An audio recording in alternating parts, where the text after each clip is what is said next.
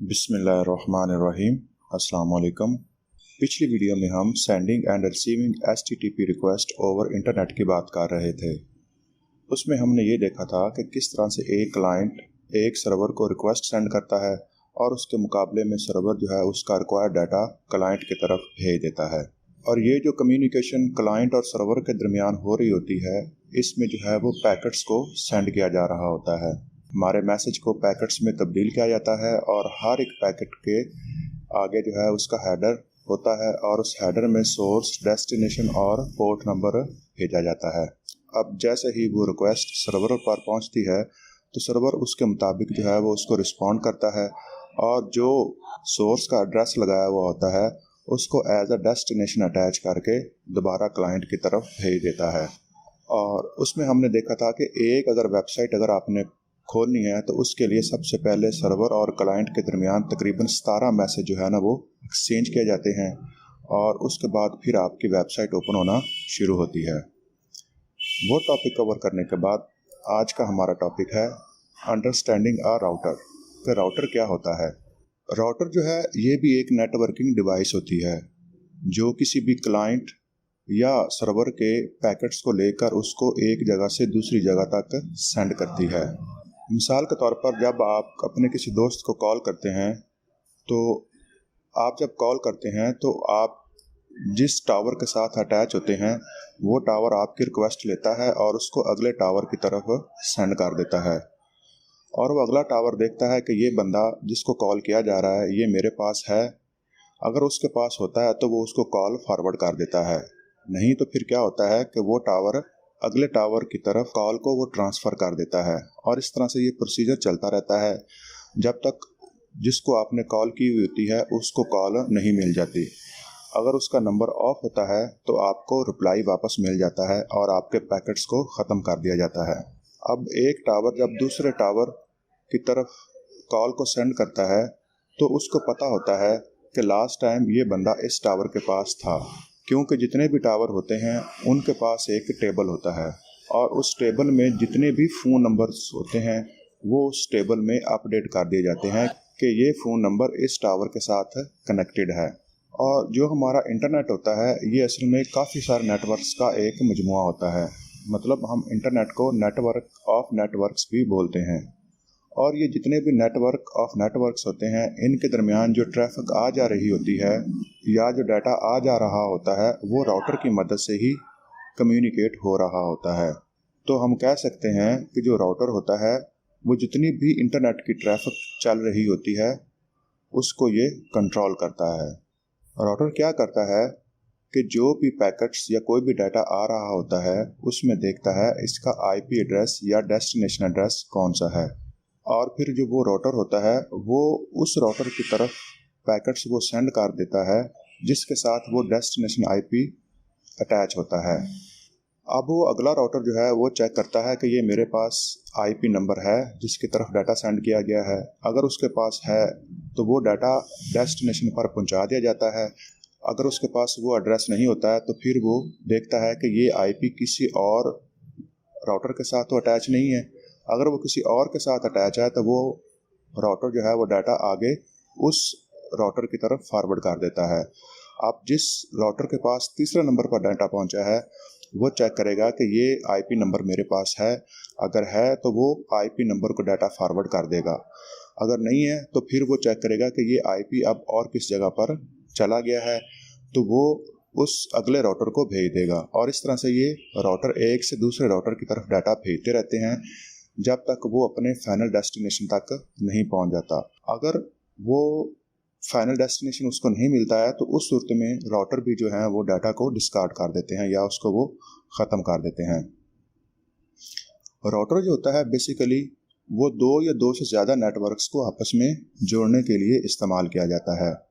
किसी भी कंट्री का जब आप इंटरनेट इस्तेमाल कर रहे होते हैं तो उस कंट्री का अपना एक ISP होता है, मतलब इंटरनेट सर्विस प्रोवाइडर। जो भी उस मुल्क में ट्रैफिक इंटरनेट की आ रही है या उस मुल्क की इंटरनेट की ट्रैफिक जा रही है तो वो सारी ट्रैफिक पहले ISP पर जाती है। अब ISP जो है वो ही उसको पूरी दुनिया को देता है और पूरी दुनिया से लेकर मुतलका आईपी नंबर को या मुतलका सोर्स या डेस्टिनेशन को डाटा वो पहुंचा देता है। इसी तरह से जब हम कोई भी वेबसाइट या कोई भी रिक्वेस्ट किसी सर्वर को करते हैं तो सबसे पहले हमारी जो रिक्वेस्ट होती है वो आईएसपी राउटर पर ही पहुंचती है।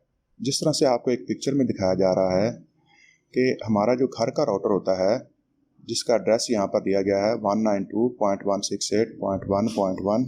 अब ये जो मॉडेम है या ये जो राउटर है, अब ये जो मॉडेम है ये कनेक्ट हुआ है इंटरनेट के साथ। मतलब समझ लें कि जो आपकी नियरेस्ट टेलीफोन एक्सचेंज है ये उसके साथ अटैच हुआ है। और ये मॉडेम क्या करता है कि आपके घर में जितने भी पीसी हैं, लैपटॉप्स हैं या मोबाइल वगैरह हैं, उन सारों का डाटा ये लेता है और उसको ये मुतलका एक्सचेंज की तरफ भेज देता है। और वो मुतलका एक्सचेंज क्या करती है कि उसको वो अपर सिटी वाली एक्सचेंज की तरफ डाटा को फॉरवर्ड कर देती है।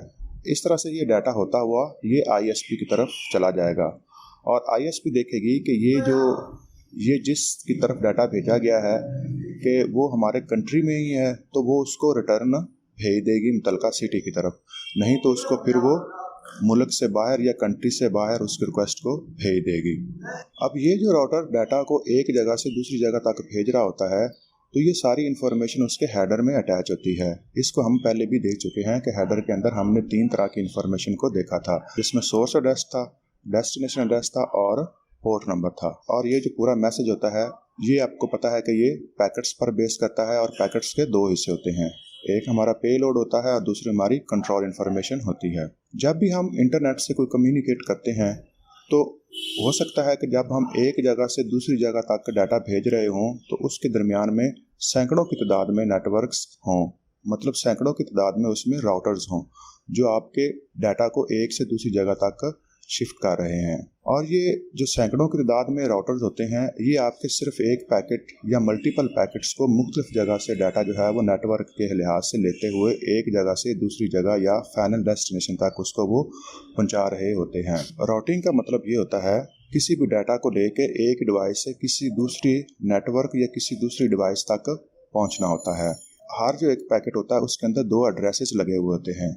जिस तरह से आप जानते हैं वो उनमें से एक एड्रेस डेस्टिनेशन का होता है और दूसरा सोर्स का होता है।